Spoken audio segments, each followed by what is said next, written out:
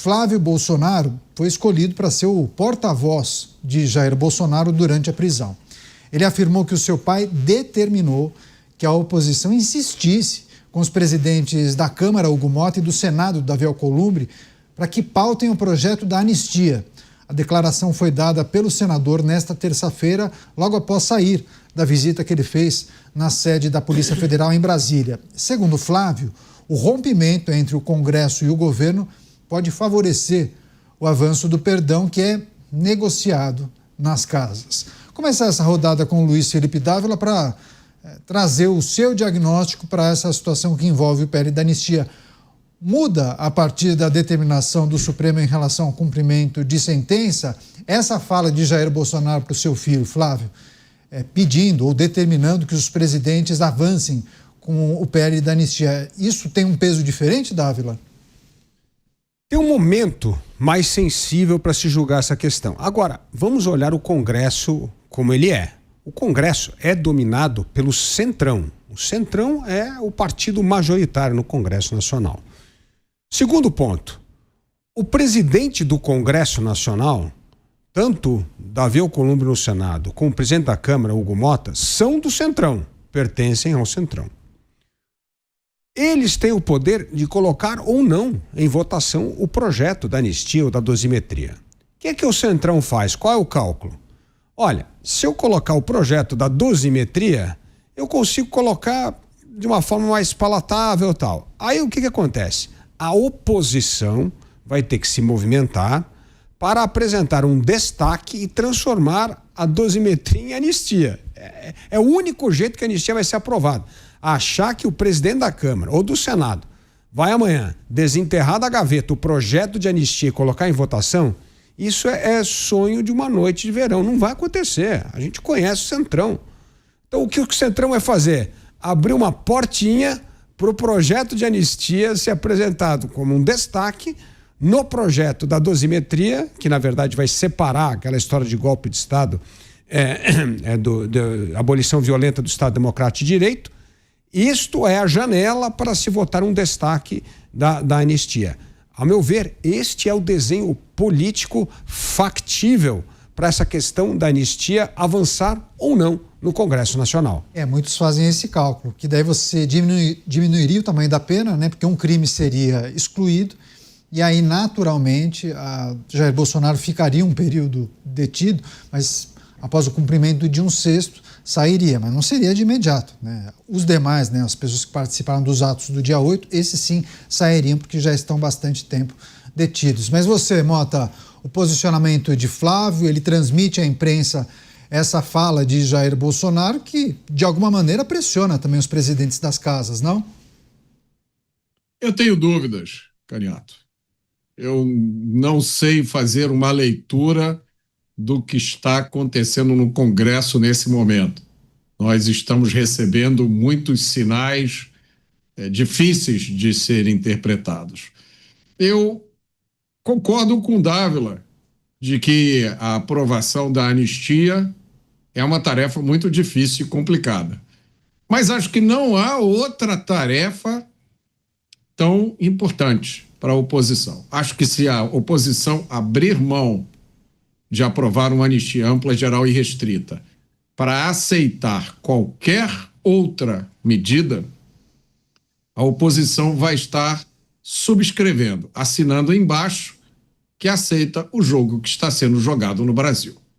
E aí corre sempre o risco de aprovar essa outra medida, essa dosimetria, ou seja lá qual for o nome, e ela não valer para nada, porque ela vai ser rejeitada do mesmo modo que se teme que uma anistia seria rejeitada. Você, Beraldo, quais as leituras possíveis a partir da frase dita por Flávio Bolsonaro? Na verdade, ele transmite um recado de Jair Bolsonaro aos presidentes das casas. A determinação de cumprimento da pena agora, em definitivo, isso muda o que na avaliação dos presidentes das casas? Não, de novo, Caniato, me parece que o Congresso tem seus próprios problemas e as articulações que envolvem as eleições do ano que vem estão a todo vapor, porque o Congresso se move por interesses estaduais. Esse é o grande ponto, né? a temperatura em cada um dos estados, qual o cargo que cada um vai disputar. Hugo Mota especulava se seria candidato ao Senado pela Paraíba. Ciro Nogueira estava na expectativa de não mais ser candidato à reeleição no Piauí. Havia uma possibilidade muito grande dele ser candidato a vice numa chapa com Tarcísio. E os outros partidos todos vão ali mapeando como é que eles vão ter mais força nos estados. E a realidade, Caniato, é que esses partidos, de novo, a gente falou mais cedo sobre a direita, os partidos de direita, esses partidos eles vão se compor com quem melhor interessar em cada região. Onde eles precisarem fazer uma aliança com o PT, eles farão. E onde precisarem fazer uma aliança com um partido que vai representar a direita, eles farão também com a maior naturalidade, porque eles são habituados a fazer isso, porque o único objetivo que existe é eleger o maior número de deputados. Tanto é que houve o constrangimento para o Partido Liberal, no início da legislatura sobretudo, de deputados, um foi logo expulso do partido, porque estava posando do lado do presidente Lula, estava fazendo L, mas foi eleito pelo Partido Liberal. Porque nos partidos, com raríssimas exceções no Brasil, os partidos não têm absolutamente nenhum compromisso com ideologia. A única ideologia que eles têm é da autopreservação e do seu fortalecimento. E para isso vale tudo e qualquer coisa. Então, quando a gente olha na atuação do Congresso Nacional, me parece que eles vão agir conforme os seus próprios interesses. E esse alinhamento dos interesses de Davi Alcolumbre e Hugo Mota com a votação do PL da anistia, mesmo nesse momento de conflito com o governo federal, precisa passar por outras avaliações, que é esse termômetro que existe em cada um dos estados. Trocando em miúdos, o bonde passou, né? É o que parece. A pergunta que nós publicamos no portal: com o trânsito em julgado e a condenação definitiva de Jair Bolsonaro, as chances de aprovação do PL da anistia aumentam ou diminuem? Se você puder, vote no nosso portal. Você, Dávila, há um entendimento que o processo eleitoral passa também pela defesa, não vou dizer nem aprovação, mas passa pela defesa da anistia, porque muitos que se escoram na força do bolsonarismo precisam disso. Nós fomos os defensores, brigamos, tentamos, colocamos como emenda, tudo bem. Eu fico imaginando um cenário em que a emenda não é aprovada, mas pelo menos esses parlamentares que tentarão a reeleição precisam dessa narrativa, precisam desse argumento. Está correto. E política é timing. O timing está perfeito para colocar a dosimetria e com carona a anistia. Por quê? Porque tanto o presidente da Câmara como o presidente do Senado estão brigados com o governo. Já que está brigado com o governo, abriu uma oportunidade. Tem a pressão dos filhos de Jair Bolsonaro preso. Então o momento é esse. Tem que colocar em votação a próxima semana. Tem que ser o mais rápido possível. Aí, o que vai acontecer? Vai votar o projeto da dosimetria do deputado Paulinho da Força. Só que aí, esta oposição que você está mencionando, Caniato, essa bolsonarista, pode falar: opa, eu quero apresentar um destaque aqui. Anistia ampla, geral e restrita. Coloca em votação. Se for aprovado, a dosimetria vai ir anistia ampla, geral e restrita. Se for derrotado, salva a cara daqueles que apoiavam o projeto da anistia, mas perderam no voto, democraticamente, e vão ter que se contentar com a dosimetria. Então, o ponto é que abriu uma janelinha de oportunidade. Agora o importante é velocidade para colocar isso em votação, enquanto reina mau humor, indisposição com o governo, momento Bolsonaro e a chance para o projeto de dosimetria caminhar rapidamente no Congresso Nacional. Antes de passar para o Mota, rapidamente, você conversa com muitas pessoas. Hoje, a oposição teria um número de votos suficiente para aprovar a dosimetria e essa emenda passaria? A dosimetria eu acho que tem. Quanto ao projeto da anistia... uma emenda que transformaria a dosimetria em anistia. Eu já não consigo fazer esse cálculo não, porque eu acho que é bem mais complicado. Mas pelo menos dá uma saída honrosa para aqueles que defendem a anistia ampla, geral e restrita, colocar o projeto em votação. Se vencer, ótimo. Se perder, também todo mundo lava as mãos e vai continuar tocando a vida. E aí a gente volta um pouco àquela discussão, aquele cenário que você pintou, né, Mota? Fazer o que é certo ou fazer o meio certo apostando que é o possível, né? Para mim, não resta nenhuma dúvida sobre qual é a estratégia a ser perseguida. Basta imaginar o que teria acontecido se em 1979 não tivesse sido aprovada uma anistia ampla, geral e restrita. Imagina que naquela época aprovaram uma dosimetria. Olha só, você que jogou uma bomba, botou uma bomba no banco, está condenado aí a 200 anos de prisão, não vai ser anistia, não. A gente vai diminuir, em vez de 200, você fica 20. É você que pegou um fuzil para atirar em soldados do exército, você foi condenado a 800 anos de prisão, não vai ficar tudo isso, mas uns 30 você vai ficar. Imaginem como seria a cena política atual. Então, isso aí é um exercício útil para a gente imaginar do que a democracia brasileira, o Estado de Direito e a oposição estará abrindo mão quando desiste de uma anistia e aceita a tal dosimetria. Pois é, mas tem um outro ingrediente também, Beraldo. Fontes revelaram para a nossa equipe de produção que parece que Centrão e parte da direita já bateram o martelo. Já decidiram, Tarcísio de Freitas seria, sim, o candidato. Já há um entendimento. Não sei se combinaram com ele, né? Mas já há um entendimento que Tarcísio será essa figura, aquele que vai representar a força do bolsonarismo, mas também vai conseguir juntar muitas forças da centro-direita, do Centrão, outras lideranças, enfim. De que maneira a figura de Tarcísio acaba se conectando com o projeto dos filhos de Jair Bolsonaro de tentar encurtar a estadia de Jair Bolsonaro na superintendência da Polícia Federal? Me parece que há necessidade de haver um compromisso em relação à anistia, uma vez que o novo presidente, né, conforme for eleito na eleição do ano que vem, tome posse. Isso, para os filhos de Jair Bolsonaro, me parece ser o mais importante.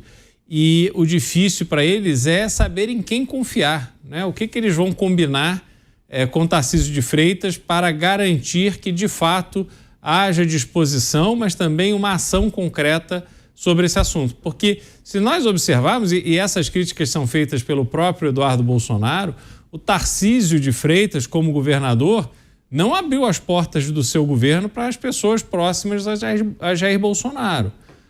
Então, a grande crítica que se faz, inclusive, da imprensa, etc., a Fundação Padre Anchieta continua sendo ali administrada por diversas pessoas conectadas com a esquerda que não foram importunadas ali nas suas funções.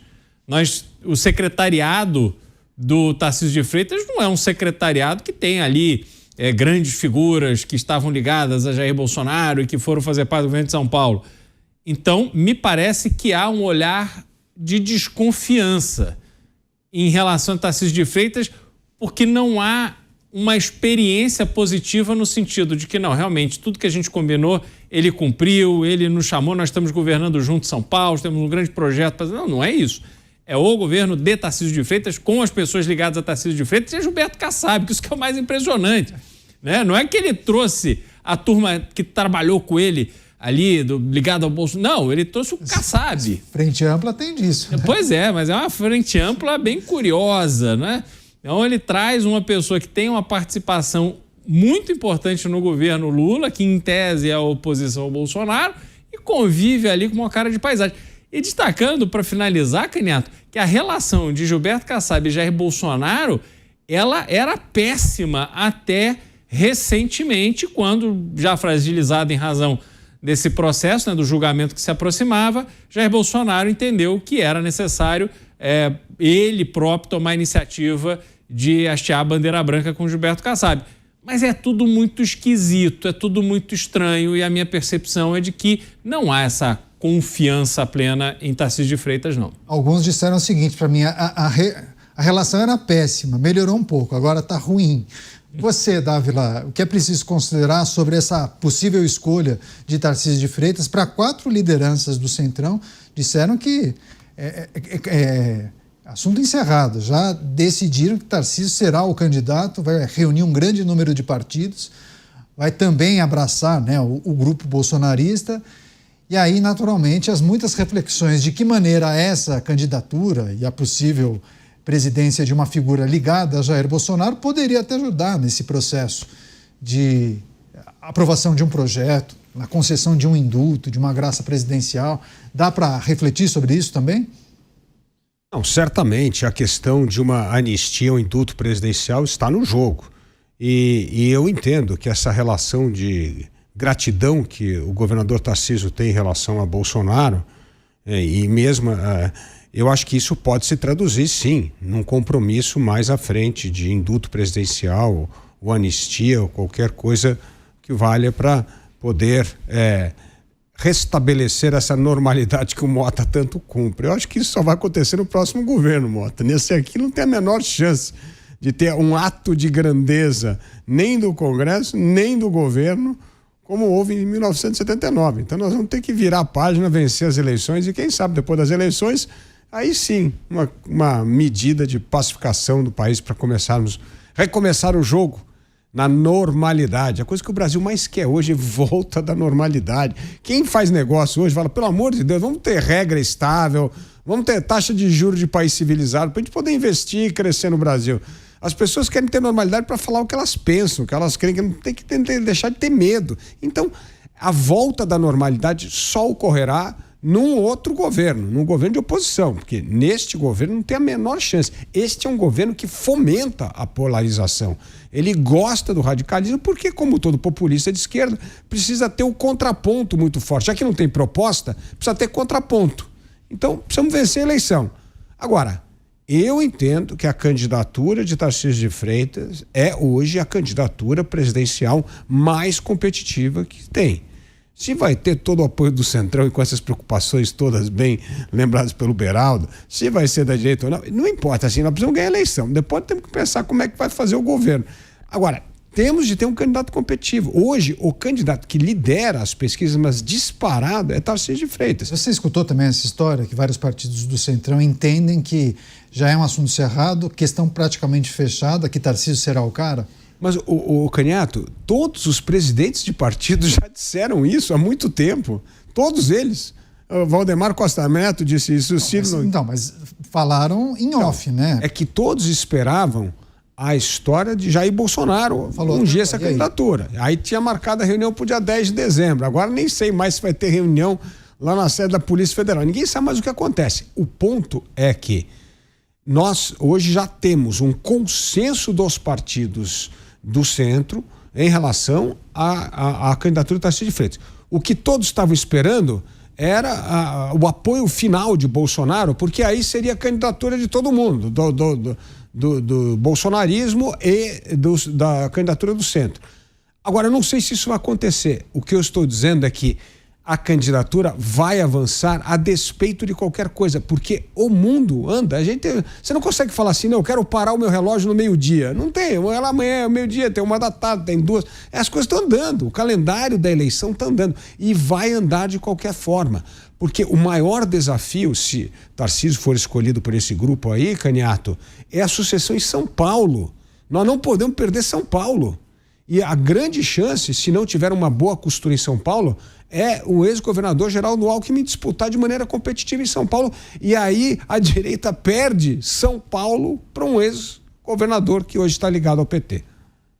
Já ouvimos que o prefeito de São Paulo poderia disputar, o vice atual poderia disputar. O nome do Dávila é sempre muito bem cotado também. Por isso eu acho que daria até uma outra pauta. Antes de passar para o Mota, o Ronald escreveu o seguinte em cima do comentário do Beraldo. Tarcísio é o governador, só que tem muitos caciques para atender. Kassab, Afife Domingos, Marcos Pereira. Pois é, de fato. Obrigado pela mensagem. Viu, Ronald?